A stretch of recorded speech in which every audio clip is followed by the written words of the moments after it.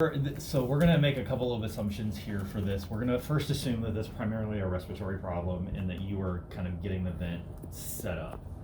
This isn't for like complex multiple metabolic acidosis alcohol. Like this is just to get something going for a patient that you're in Argos or wherever and you're trying to get stuff going while you're waiting. So when you're talking about a vent or somebody that's in kind of respiratory distress, the two questions you need to ask yourself is it a vent problem? Are they moving enough air? Or is it an oxygenation problem? Are they moving in enough oxygen? Those two processes are separate, okay? CO2 exchange, we're talking about what's your end tidal CO2. Cody mentioned that a little while ago. And or on your blood gas of partial pressure of carbon dioxide, and O2 is what's your FiO2 and or what's your PaO2 on your ABG. So those are the two kind of ways to measure those various things. So with ventilation, really think CO2. What is the CO2 on my blood gas? And it's determined by your minute ventilation, which is respiratory rate times tidal volume. Okay, so those are the two things when we're talking about a ventilation problem that I have access to adjust to make that better. So as an example, pH of 730, PCO2 of 65, PaO2 of 90. Is this a ventilation problem? Is it an oxygenation problem? Ventilation. Thank you, Chief. So what else do you need to know if it's a ventilation problem? Assume this guy's on the vent for a minute. Like respiratory rate, tidal volume. Tidal volume, right? That's all I need to know. Those two problems for this particular person, okay? What we're going to do with this is we're going to kind of build to the end where we're going to do some quick kind of case things. So oxygenation is delivery of oxygen to the lungs. Now remember, you have a ton of dead space in the lungs that we have to deliver oxygen to the diffusible tissues. So tissue really is the issue. I've got to get it far enough down. So the way that we deal with oxygenation, again, is two things. I can turn up my oxygen and I can turn up my PEEP. What we'll figure out a little bit later is that those two have to go together. You have to mess with one, you mess with the other one. And I'll show you that in a little bit. So again, kind of the same person, a little different scenario. pH of 7.3, PCO2 of 40, PaO2 of 30. Is this a ventilation problem or is it an oxygenation problem? Oxygenation. So what other information I need to know or what can I do? FiO2. Yeah, More oxygen. More oxygen. That really is the answer. So you really want to know what's this person on, how much FiO2 are they already getting, how much PEEP are they already getting. Okay, so in practice, some dude, because I'm generalizing a bit, comes in with respiratory failure. He took some narcotics, pick your favorite, and we're going to assume he's vented. His blood gas is 705, PaCO2 is 65, PaO2 is 90. Is this a ventilation problem or an oxygenation problem? Ventilation, right? Okay. What can I use to control his ventilation? Respiratory rate and tidal volume. Okay. He's narked out, so he's probably not breathing, so he's retaining CO2. Okay. Narcan would have also been acceptable, but he was already vented. So vent setting, principal management of vent settings goes back to the same two things. I need to have vent settings for my ventilation. I need to have vent settings for my oxygenation. And I don't want those vent settings to hurt the patient. So if I set my tidal volumes really high, I'm going to harm a patient, right? So that's the next thing. You can always work into higher volumes, never start at higher volumes and pressures. So you already know the four things that we need to set. On every vent, essentially, for whatever we're talking about, it's four things. It's tidal volume, it's respiratory rate, those are your ventilation settings, it's PEEP, it's FiO2, those are your oxygenation settings. That's it. You know those four, you can manage vent. Tidal volume and respiratory rate. This is all dependent on height. A heavier person doesn't have bigger lungs. Get an accurate measurement, convert that to a tidal volume. There's a calculator here. that you plug in the gender and height, and it'll tell you what the tidal volume is. You go 6 mils per kilo. It's between 6 mils per kilo and 8 mils per kilo. Never ever more than 8. That's where you get into problems with barotrauma and all those things. Okay. If they have ARDS, we'll talk about that in a little bit. It's less than 6. Mortality benefit at less than 6 mLs per kg is pretty significant. It's actually about 10% in the ICU. Okay. And then your respiratory rate should be somewhere between 16 and 20. If you've got somebody that's COPD, it might need to be 22. If you've got somebody that's really athletic and otherwise completely healthy and failed for some other reason, you might want to set it for 14 or something like that. But generally speaking, 16 to 20 for your initial settings. Okay. FiO2 and PEEP, oxygenation. Okay. So let's do a scenario. Guy goes to, and this is something I learned a little while ago, and I did not do well when I initially started dealing with vents. But I can turn the oxygen up to 100% on somebody, and all of a sudden their PaO2 doesn't get any better. Why? Because I haven't delivered it to the right place. So when you turn up FiO2, you have to turn up PEEP. There is no other way. Because if you're not oxygenating appropriately, basically means you're in ARDS for the most part in some form, mild, moderate, severe. So we've got to use a little bit of extra pressure to drive that oxygen to where it needs to be. So there's this whole table from the ARDSnet trial in 2004 or something, I can't remember the date exactly, that gives you this whole breakdown in ranges. Look at their FiO2 as a percentage and divide it by 6, and that's your PEEP. The only time it breaks down is when you're at 100% FiO2 and your PEEP ends up at like 17 when you use that calculation. But otherwise it works. 30% divided by 6, it's 5. Like 60% divided by 6, it's 10. Like that's your PEEP. Piece of cake. So let's go back to the previous guy who was narked out. pH of 7.05, 65, 55. He's 75 inches tall. So let's set up an initial vent. So is this an oxygenation problem or a ventilation problem?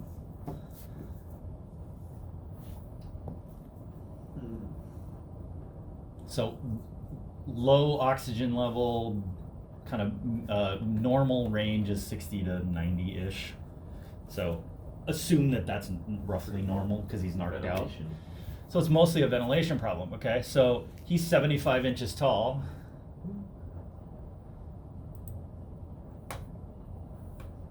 So we go here, 75, not 765, that'll be a problem.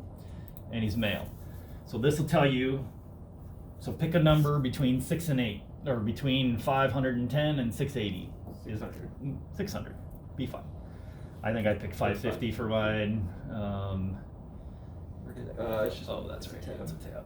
There we go. So his tidal volume we're going to set at 600. What's his respiratory rate?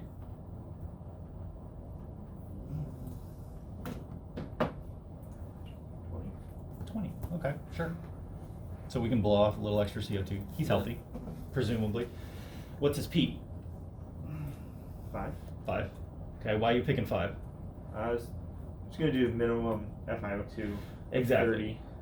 So with O2, you really, we hurt more people with oxygen than we should. And so you really want to be mindful that oxygen is a drug and you start as low as you can get away with. If this was truly an oxygenation problem, you might start higher. But even then, for the most part, once you ventilate them, you can bump it up. So again, kind of back to that do no harm. So what mode do you want to put it on? Oh, we didn't talk about mode, right? So there's really 3 modes that you kind of need to be aware of. For us, in the purposes of starting someone on a vent, start them in AC mode. That's assist control. It's sometimes called controlled minute ventilation, or CMV, on older models. That has all 4 parameters that you have control over. The machine, you set the number and the machine gives the number. If we use some of these other ones, the patient has a little bit of control. All right, so every breath on assist control gets a tidal volume that you set. So we set it at 600, he breathes at 16, we set it at 16, whatever. He's getting 500 every one of those 16 breaths. Really easy to calculate a minute ventilation at that point. Respiratory rate on any of these modes for the most part is a minimum. The patient can take a breath over that. So if we set it at 16 and he breathes at 20, he's getting 500 for those of each of those extra 4 breaths. The machine is still going to give him that. That's a contrast to SIMV, where the patient does the exact same thing, but of those extra 4 breaths, he only takes in whatever he wants to take in. So the minute ventilation is harder to calculate. You have to do a bunch of extra stuff. Otherwise, pressure control, think of more like CPAP, BiPAP kind of thing. The patient is on a PEEP, and when they initiate a breath, they get extra pressure, but the tidal volume is determined by the patient.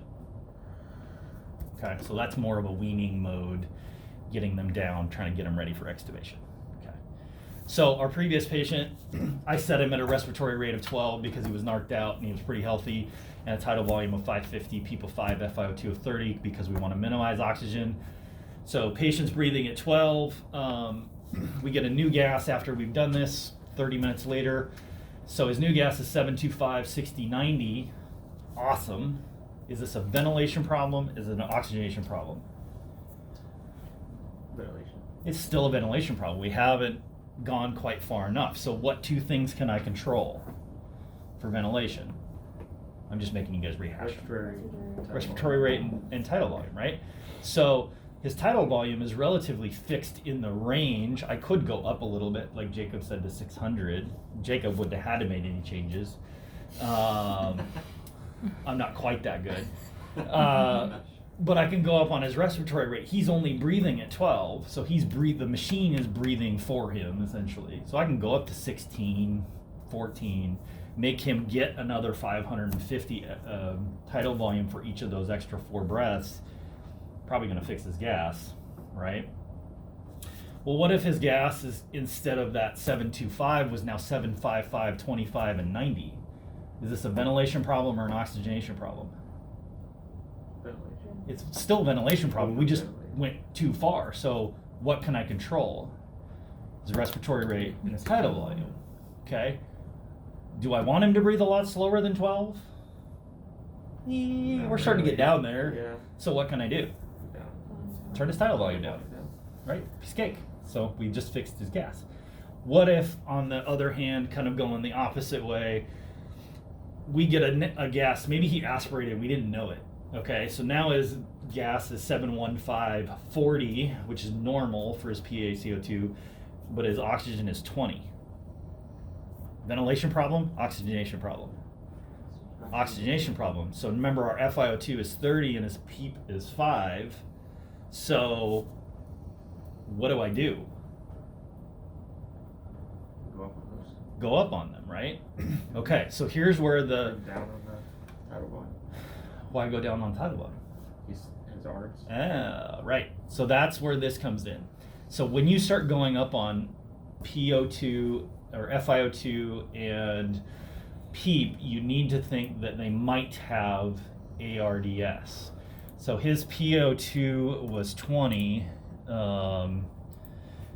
His FiO2, we said 30, right?